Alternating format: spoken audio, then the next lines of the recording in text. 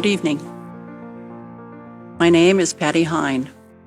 I am a 67-year-old gender nonconforming Pacific Northwesterner, descended from settler colonialists who fled poverty and persecution in 18th century Northern Europe.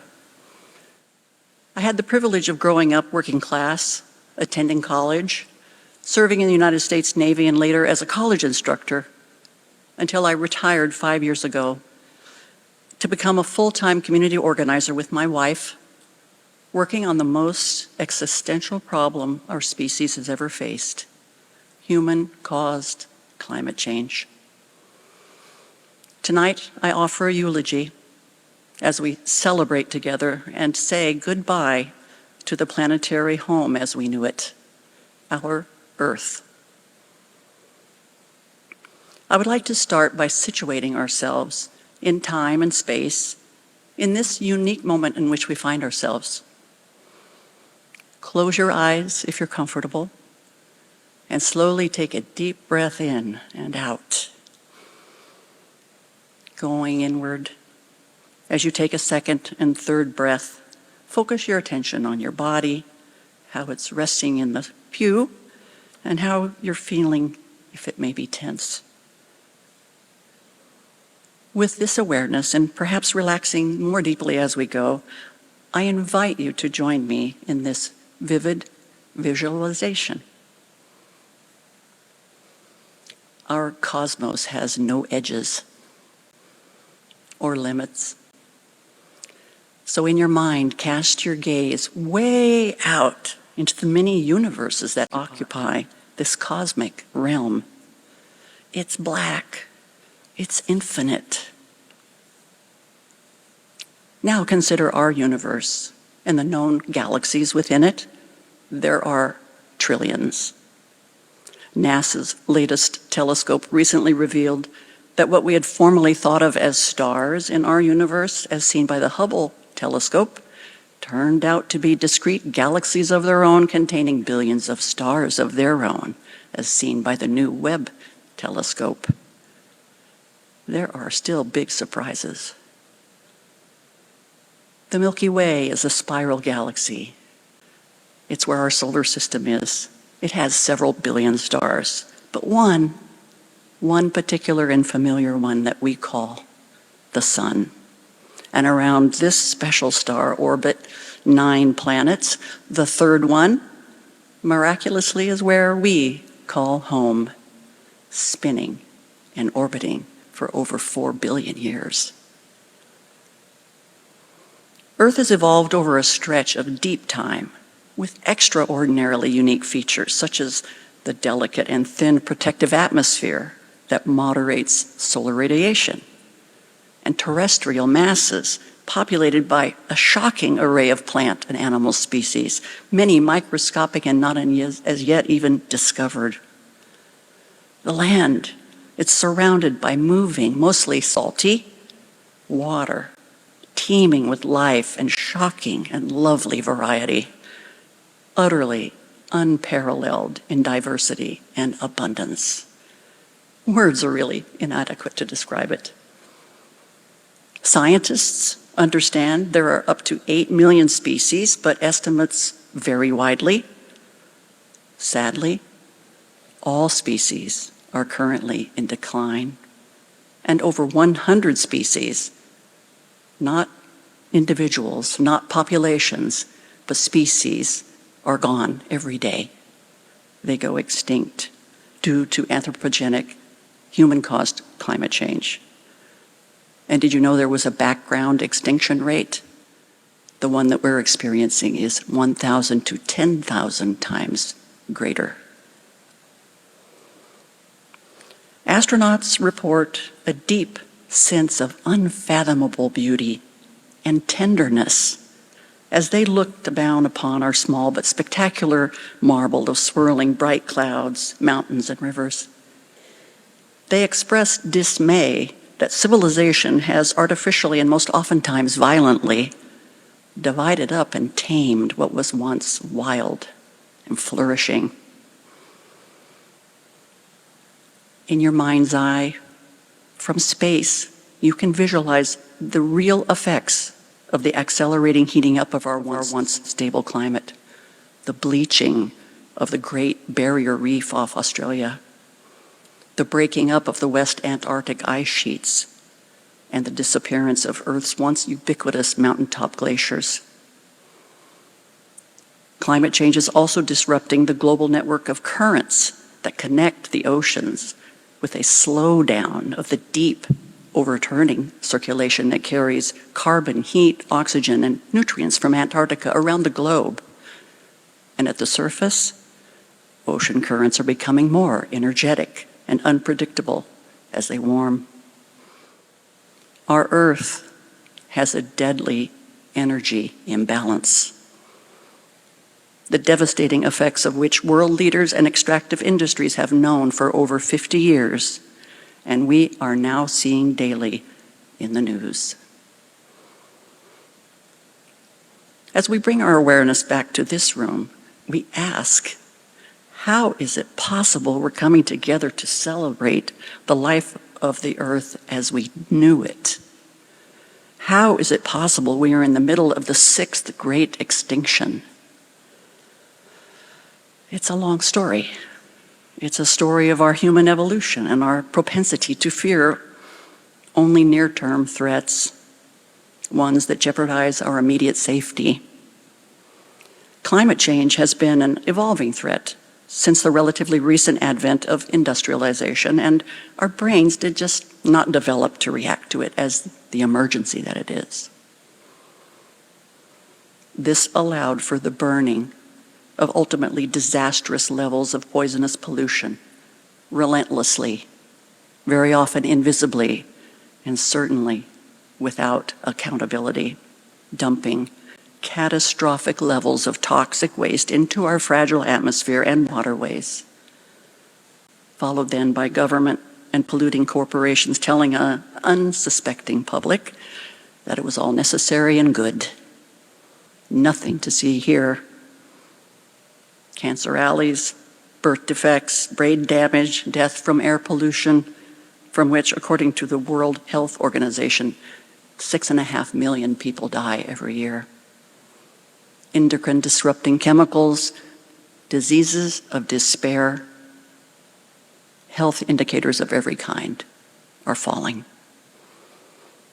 There is no end to the well-funded public relations and legal machinations of capitalism to hide its wanton disregard and disrespect for life and health, and its fierce loyalty to short-term profits at any price. So where do we stand? On the third planet from the sun, in the Western Hemisphere, midway between the equator and the North Pole near Oregon's coast in the Willamette Valley. In this space, in these bodies, through which, through no effort of our own, materialized here in this form, in this moment, where do we stand? Why are we here? To become conscious, to wake up, to be grateful, to be humble, to acknowledge our insignificance and the impermanence of it all, to accept responsibility, to act as individuals and collectively.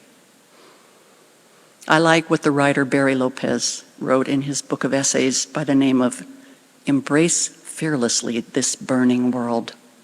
He said, "We must overnight invent another kind of civilization, one more cognizant of limits, less greedy, more compassionate, less bigoted, more inclusive, less exploitive." End quote. It's up to us to invent it. We created this one, and we can create the next one. My friends, we've all left the Holocene, an epoch of relatively cool and stable climate, to arrive in the Anthropocene. After 200 years of no-holds-barred mining, deforestation, fracking, genetic modification, and burning substances that really belonged to stay in the ground. We have blown past the Earth's very limits.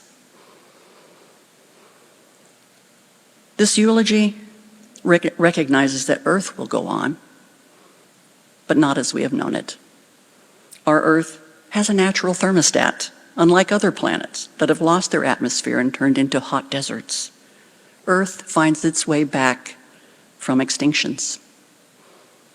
But we should be prepared to say goodbye to the world of biodiversity,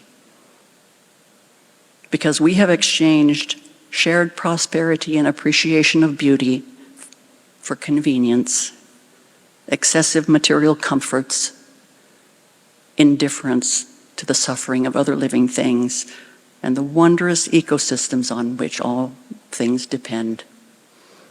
Clean rivers, clean air, and healthful and honorably harvested food.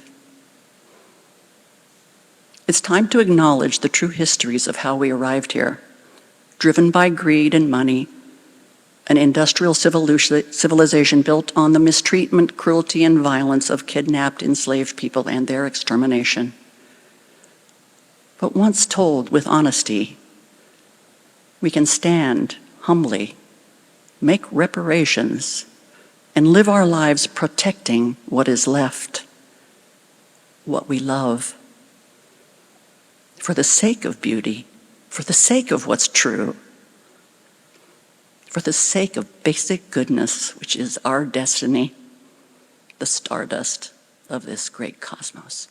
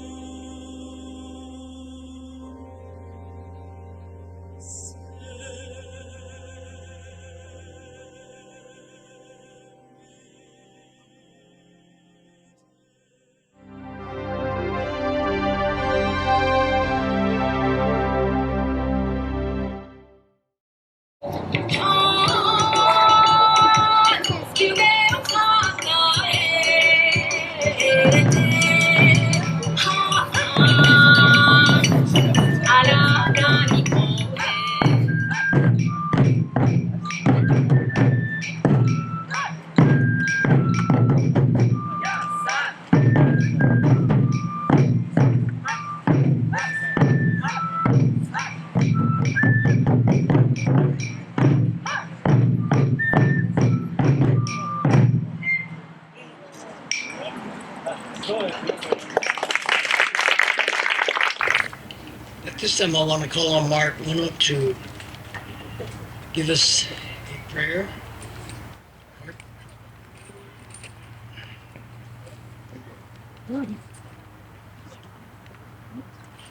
Good evening, everyone.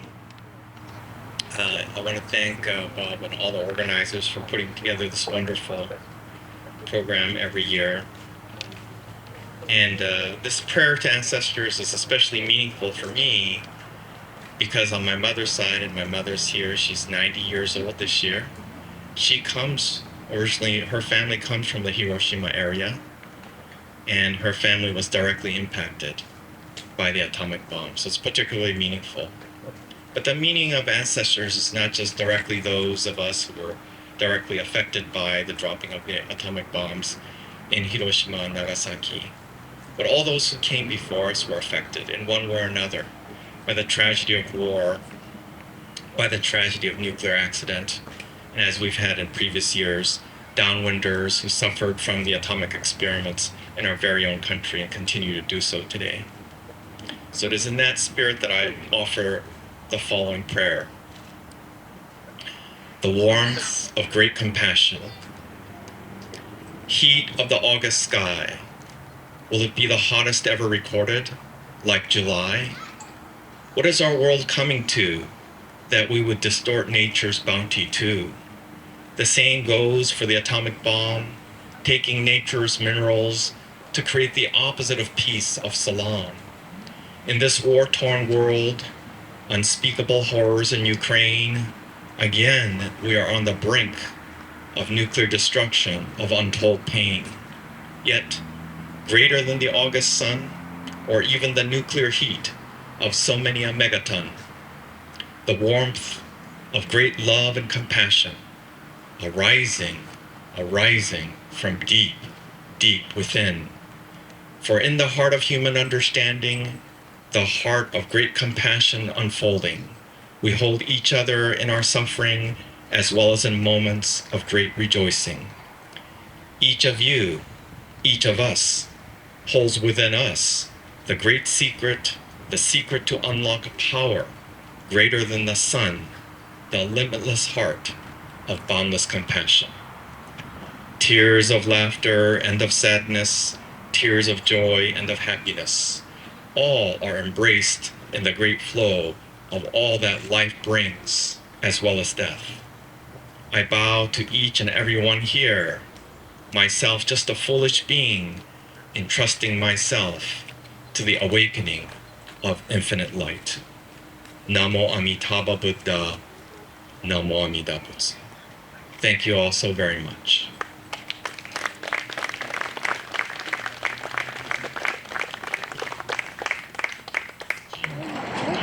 "78 years ago, in the summer, without warning, the first atomic bomb to be used against humanity was dropped. It detonated over the citizens of Hiroshima just 600 meters above ground. The horrific heat rays and blast wind claimed countless precious and innocent lives, and everyday life vanished violently into scenes from hell. To this day, the lives of the Hibakusha survivors are still impaired by the adverse effects of radiation on their minds and bodies. In the present, the Russian invasion of Ukraine continues to fuel the notion that nuclear deterrence is the only way to maintain peace. To accept such a notion is to accept the status quo, abandon the idea of peace maintained without military force, and threaten the very survival of the human race. Above all, entrusting a nuclear button to any world leader is to sanction continued nuclear threats to humanity and the potential recreation of the hellscape of August 6, 1945. We must immediately render all nuclear buttons meaningless. With the Hibakusha's will for peace at our core, the city of Hiroshima will continue striving toward nuclear weapons abolition, however arduous the path, rather than treating a world without nuclear weapons like a distant dream. In this process, we must realize the ideal of a civil society in which each and every citizen shares the conviction that happy lives require an end to war, an end to armed conflict, and an end to life-threatening social discrimination. It therefore could not be more meaningful that you have organized this event to console the souls of the atomic bomb victims and share the views about the value of peace, and I extend to you my deepest respect. At the G7 Hiroshima summit held in May this year, world leaders touched upon the realities of the atomic bombing, took the spirit of Hiroshima into their hearts, and sent to the world a message of working toward a world free from nuclear weapons. In the wake of the G7 Hiroshima summit, together with more than 8,200 Mayors for Peace member cities, our city will never stop in its mission to promote the culture of peace that rejects all forms of violence and to encourage policymakers to pursue foreign policy through dialogue without relying on nuclear deterrence. I would like to ask you to act in solidarity with us as we strive to eliminate nuclear weapons and realize lasting world peace. In closing, I extend my best wishes for the great success of this event, as well as the good health and happiness of all human families. August 6, 2023, Matsui Kazumi, the mayor of the city of Seoul.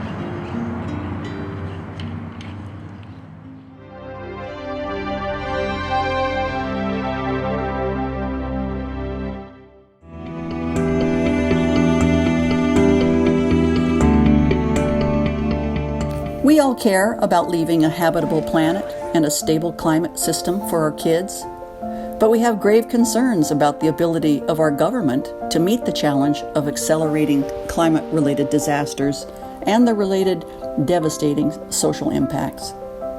The mission of the 350 Eugene volunteers is to raise the awareness about this emergency we face. We want to show our community the ways we can personally and collectively address the problems and then take whatever actions necessary to drive our decision makers to take bold action. We are going to need solid plans with carrots and sticks, and we need them fast. There has to be grid resiliency through a balanced source of hydro, wind, solar, battery backup. There also has to be action. Our primary work focuses on advancing policies that end our reliance on fossil fuels. We must transition to 100% clean energy. Our buildings and our transportation must be electrified. It's a really big change, but we can do it. The tactics our grassroots group uses include education, from tabling to presentations, events, panels, public art projects, demonstrations, and sometimes nonviolent civil disobedience. We work with young and BIPOC groups and many coalitions so we can build a broad, inclusive, and powerful movement for the change we need. Thank you for your support. We couldn't do it without help from people like you.